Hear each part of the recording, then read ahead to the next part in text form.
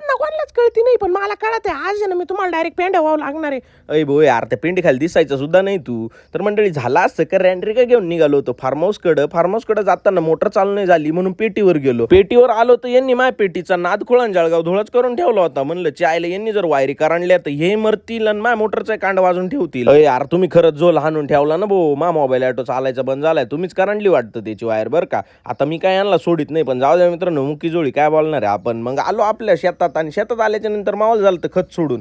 आता खत सोडून झालंय, म्हणलं सावकाश पद्धतीने बांधा कोंदानं चालत जावं आणि घराकडे निघावा. रँड्रिका घेऊन सणाना पेरी करीत निघालो, पण तेवढ्यात मला आदेश सोडला सम्राट शेठनं. म्हणे मला लय भूक लागली, काहीतरी खायला घेऊन ये. सम्राट शेठचं पार्सल घेऊन शुभम शेठ आणि मी निघालो होतो. आता सम्राट शेठ काय करते तर त्यांनी लावली कोबी आणि तिला भरते पाणी. चायला कोब्या लावून पैसे तुम्ही घ्या आणि वडे पावडे आम्हाला आणायला लावा. आता तुम्ही म्हणशाल मी नुसतं एकच पावडा घेऊन आलोय का, तर असं काहीच नाही. मी पावडा नाही, मी लय खास गोष्ट आणली. पण सम्राट शेठला म्हणलं